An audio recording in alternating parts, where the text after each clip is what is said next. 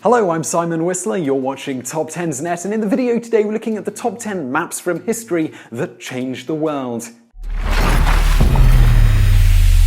Number 10. Turin Papyrus map from 1150 BC. The Turin Papyrus map is the oldest topographical map to have survived into modern times. It was created for the use of Ramesses IV, who was busy attempting to outdo some of the greatest engineering projects in history, such as the pyramids. To do this, he needed a metric sethton of rock dug out of the desert to be hauled to building sites. This map was created explicitly to provide him with the stones he needed for his monuments. It depicts the entirety of Egypt's Wadi Hammamat region with a degree of precision that rivals modern-day geological mapping projects. The map also shows where the local gold mines, towns, and sandstone quarries are to be found. This combination of geographic and geological structures into a single precise map for industrial use is often considered to be the world's first geographic information system projection. Number 9. Eratosthenes map of the known world from 194 BC. The most famous library in history was the Library of Alexandria. While its fame is largely due to being one of the first and largest libraries in existence, it should also be famous for some of the people who hung out there. Its chief librarian in the 2nd century B.C. was Eratosthenes, who, in addition to shelving books and slushing patrons, was a scientist and philosopher. Eratosthenes' intellect left other Greek scientists and philosophers in awe. Using resources available from the library, he calculated the tilt of the Earth on its axis, the length of a solar year, and thus the need for a leap year, and the distance to the Sun. He then took these calculations and used them to accurately figure out the positions of objects on a north-south and east-west grid, a system that would become known as latitude and longitude. Number 8. Ning-hai County, China, from the 1200s. The Chinese invented bureaucracy long before it was the twinkle of any politician's eye in the West. Their ancient and complex system of civil service exams and complicated governmental structures required entire industries to function, and even required bureaucrats to manage bureaucrats, producing a model for government contractors to follow to this day.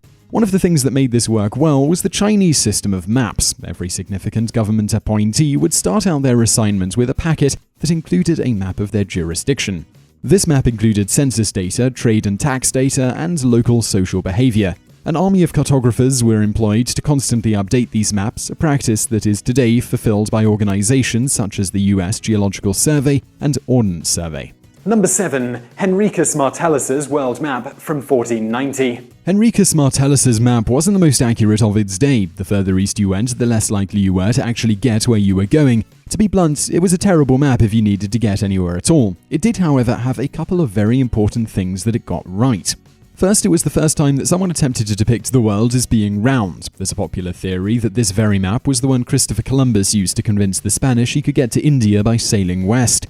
Also, take note of the depiction of a water route around the bottom of Africa. This convinced the Dutch that they could get to India by sailing south. The direct result of these two facts would lead to the European colonization and domination of the Americas and Asia for the next 500 years. Number 6. Waldseemuller's Universalis Cosmographia from 1507. Martin Waldseemuller created one of the most ambitious maps of his time. Portugal, Spain, and the other colonial nations of the day jealously guarded their maps as state secrets because they didn't want rivals in the have some beads for that shiny statue trade.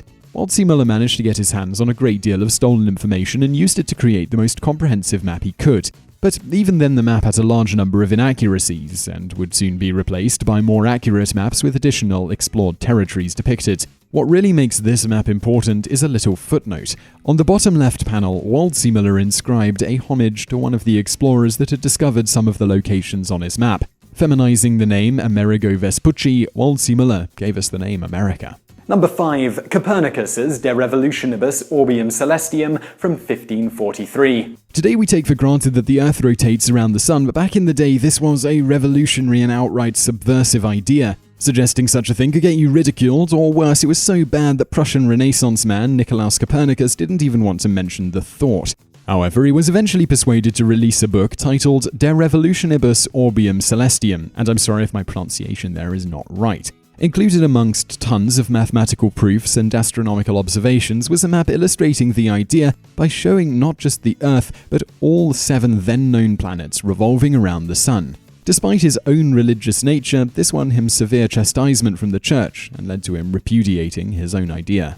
Number 4. Mercator's world map from 1569. Like several other maps on this list, the Mercator map isn't particularly accurate. It was designed specifically as an aid for navigators aboard ships, and as such it set aside accuracy in the name of practicality. Before Mercator, navigational maps were best used as guidelines, not exacting tools. These maps were attempting to accurately portray a curved surface on one that was flat, so that they could provide a true bearing for a navigator to steer by. The Mercator map changed this by deliberately distorting the land masses in order to allow true bearings to be reliably calculated. The upshot, sailors could more easily sail from point A to point B. The downside, Africa and Europe look the same size when Europe is actually a third as large as Africa. Number 3. Smith's Geological Map of England, Wales and Scotland from 1815. Throughout much of history, theologians and religious scholars have posited that the world was created somewhere between 4000 and 8000 B.C.E. As proof, they've used various genealogies or calculated the lengths of time between various historical-ish events going back to typically the Garden of Eden. Referred to as the young Earth theory, it's generally a source of derision amongst anyone not running for political office.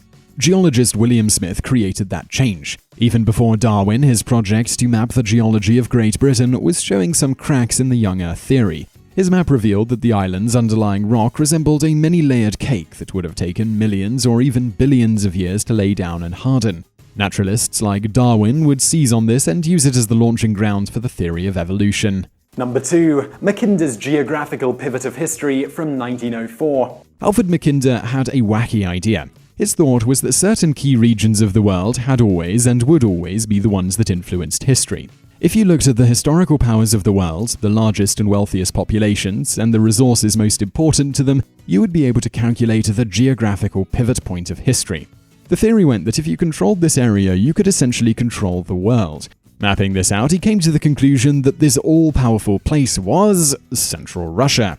As crackpot ideas go, this was a doozy. Nevertheless, it was an idea that changed the world, albeit not for the better. During the first half of the 20th century, Germany would expend and take millions of lives repeating the mistake of Napoleon by invading Russia.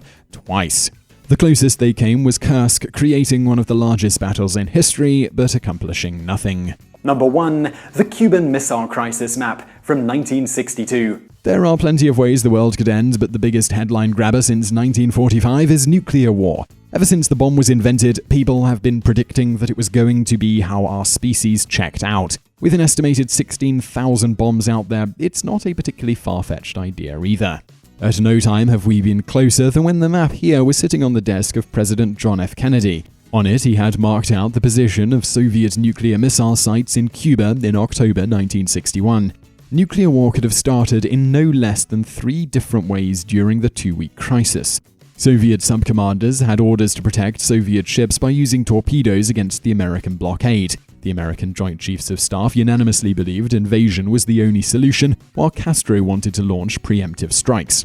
Fortunately, Kennedy, with this map in hand, ordered the blockade and negotiations that successfully resolved the crisis. So I really hope you enjoyed that video about maps. If you did, please do give us a thumbs up below this video and don't forget to subscribe if you haven't already. Also, over there on the right are a couple of other videos you might enjoy if you enjoyed this one. One is the top 10 Google Maps satellite photos, and below that we've got the top 10 reasons to believe that the Earth is flat. That one's obviously made with a lot of sarcasm, so be sure to give a thumbs up and subscribe, and thank you for watching.